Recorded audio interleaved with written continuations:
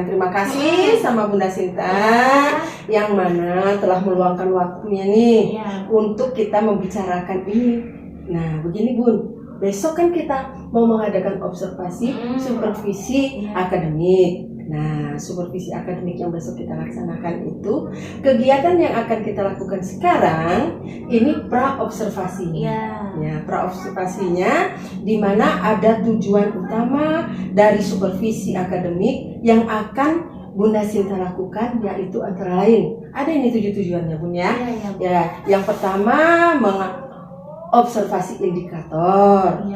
Kemudian kompetensi pengembangan dan juga strategi yang akan dilakukan ketika melakukan pembelajaran di kelas saat observasi besok. Nah ya, jadi saya tanya nih kepada Bunda Sinta, apa harapan Bunda Sinta yang ingin didapat dari percakapan ini? Oke Bu, harapan saya dari percakapan ini yaitu saya ingin menggali kompetensi dan memperluas lagi pengetahuan saya dalam melaksanakan pembelajaran bersama peserta didik Bu, supaya dapat mewujudkan pembelajaran yang nyaman, aman, dan menyenangkan. Oh iya, jadi pembelajaran itu pokoknya gimana? Pembelajaran itu merasa aman bagi anak ya, betul, nyaman, dan pasti dia nanti belajarnya senang. Iya, betul sekali Bu. Oke, ya betul sekali Bu, bahwa tujuan dari supervisi akademik itu salah satunya untuk mengembangkan kompetensi. Nah, menjadi pemimpin pembelajaran yang baik itu Bun, pemimpin pembelajaran itu harus mempunyai kompetensi. Iya, betul. Nah, kompetensi apa nih yang ingin Bunda kembangkan dalam observasi besok? Kompetensi yang ingin saya kembangkan yaitu mengenal karakteristik anak Bu, yang pertama. Selanjutnya mengembangkan potensi anak, kegiatan pembelajaran yang menuntun pembiasaan anak dalam segala kegiatan yang positif. Misalkan pembiasaan berdoa sebelum dan sesudah kegiatan, komunikasi yang baik, dan juga penilaian perkembangan anak dan evaluasi. Bagus sekali nih Bunda Sinta. Jadi ada 5 tadi ya, saya hitung ada 5 kompetensi yang ingin Bunda kembangkan dalam pembelajaran pada saat pelaksanaan observasi supervisi akademik besok. Ya, besok hari Jumat ya Bun ya, kita laksanakan supervisi akademiknya. Nah, untuk pengembangan kelima kompetensi tersebut, nah Bun ya, apa sih persiapan Bunda Sinta dalam melaksanakan observasi supervisi akademik besok ini? Kira-kira yang saya siapkan, yang saya lakukan untuk observasi supervisi akademik besok itu ya Bu ya. Yang pertama menetapkan tujuan pembelajarannya. Tujuan pembelajaran pasti. Selanjutnya merancang rencana pelaksanaan pembelajaran atau RPP dan memanfaatkan media yang ada dalam pembelajaran yang menarik bagi anak. Oh iya, yang menarik sekali Bun. Ya tadi saya dengar nih Bunda Sinta nih mau menetapkan tujuan pembelajaran. Nah ya, di tujuan pembelajaran itu apa tujuan pembelajaran yang akan Bunda kembangkan besok ini?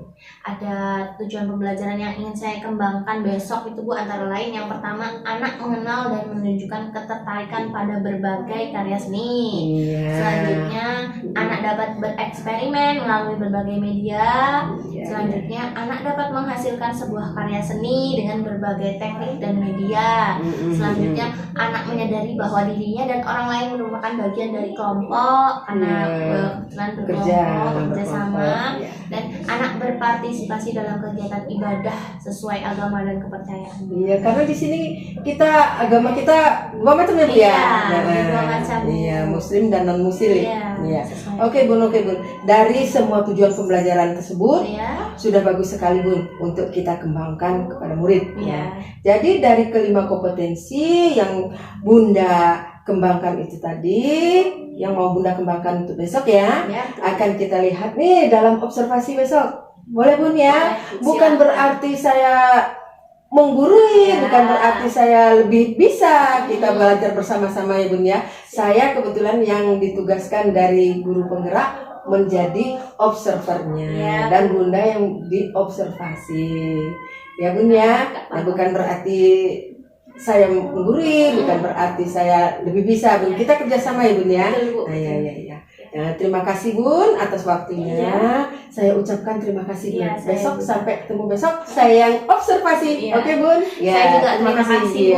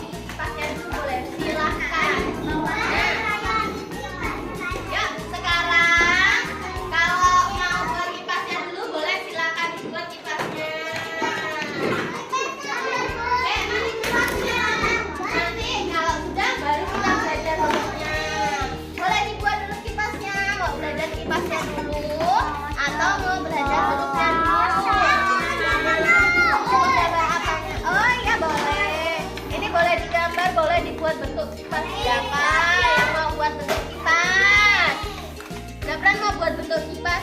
Lipat bentuk kipas Kak. Ya, ambil Alika. Alika lipat bentuk lipat bentuk kipas yuk. Iya, Bunda. Habis ini. Ya, Alika sini boleh sini lipat sini sama Bunda. Tangannya. Ya, cepat coba dilipat. T dan A. Jaya pintar. Lanjut. Nah, pintar semua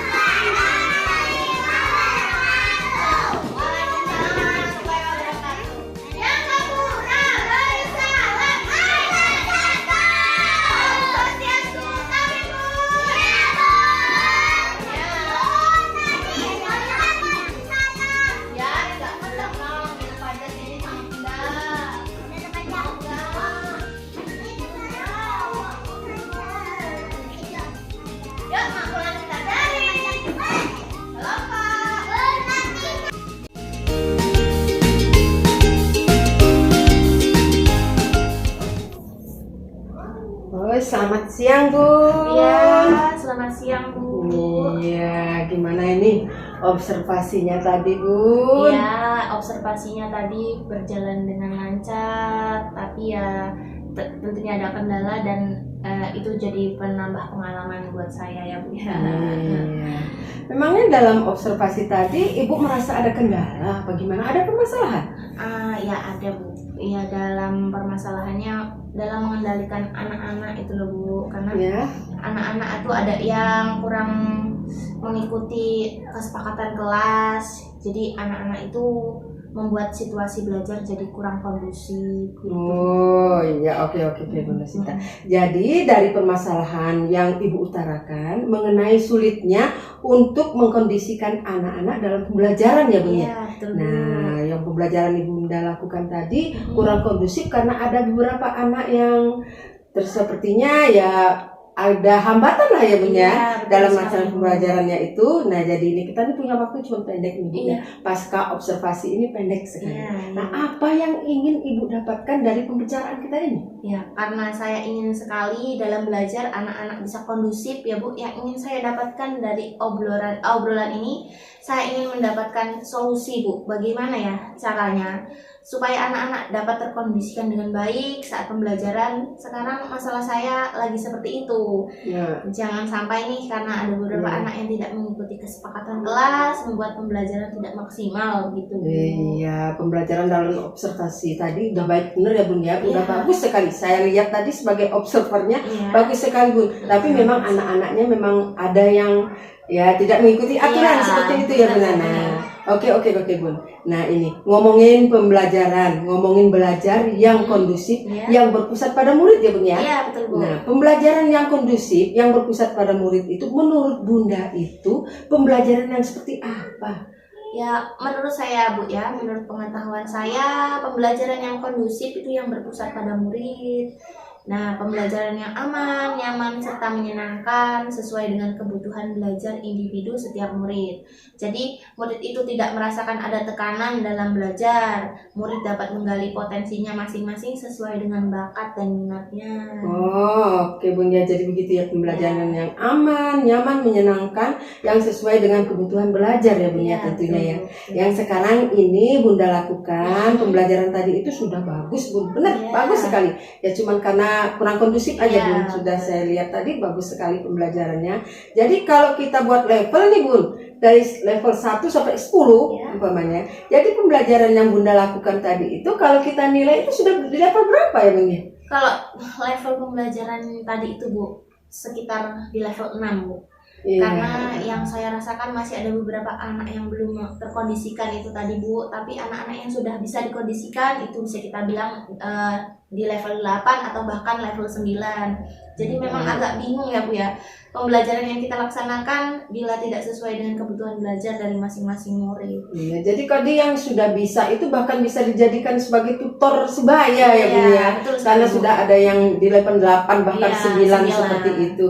Oke Bun, sekarang yang menjadi permasalahan dalam pembelajaran nih. Ya, yang Bunda lakukan tadi. Kalau masih seperti itu agaknya susah ya Bun ya untuk mencapai level 10. Nah, jadi yang seperti masih Bunda lakukan tadi itu kurang strategi mungkin ya Bun ya. Nah mungkin strategi apa yang akan Bunda lakukan? Mungkin ya Bu ya, sebelum saya melakukan pembelajaran, saya harus membuat RPP yang berdiferensiasi dulu. Ya, RPP jelas ya. Dari RPP yang di dalam RPP itu saya mengidentifikasi kebutuhan belajar murid dengan menggalinya melalui pembukaan sebelum melaksanakan kegiatan seperti pada saat absen. Di situ saya tanyakan dulu anak itu ingin belajar apa. Jadi dia itu akan belajar dengan senang, dia memilih sendiri cara belajarnya. Mungkin anak akan melaksanakan pembelajaran dengan senang jadinya Bu. Oh iya, ini Bunda sudah melaksanakan pembelajaran yang terstruktur gitu ya maksudnya Bun ya. Ya dengan RPP berdiferensiasi. Oke Bun, boleh nih tanya lagi, kriteria bagaimana yang menyatakan kalau pembelajaran itu yang Bunda lakukan itu sudah berhasil? Kriterianya itu seperti apa? Kriteria yang saya inginkan gitu ya Bu ya. Yang pertama, jelas anak belajar dalam keadaan yang kondusif. Kemudian kalau sudah kondusif, anak itu akan senang dalam belajarnya karena suasana belajarnya aman dan nyaman. Kemudian dengan rasa aman, nyaman dan senangnya anak dalam belajar, mudah-mudahan pembelajaran itu bisa lebih baik. Oh iya Bun ya. Selain dari strategi, metode, alat peraga, RPP berdiferensiasi, nah mungkin ada lagi ya Bun ya strategi yang akan Bunda lakukan setelah ini. Selain dari strategi yang ada itu ya Bu, ya mungkin yang saya lakukan itu berkolaborasi dengan rekan sejawat dalam membuat alat peraga, metode apa sih ya untuk anak yang tidak mengikuti kesepakatan kelas, bagaimana caranya kita sebagai guru bisa mengkondisikan anak dengan lebih baik. Oh iya Bunda ya. Terima kasih nih Bun nih. Sudah ada 2 solusi nih yang Bunda kemukakan tadi.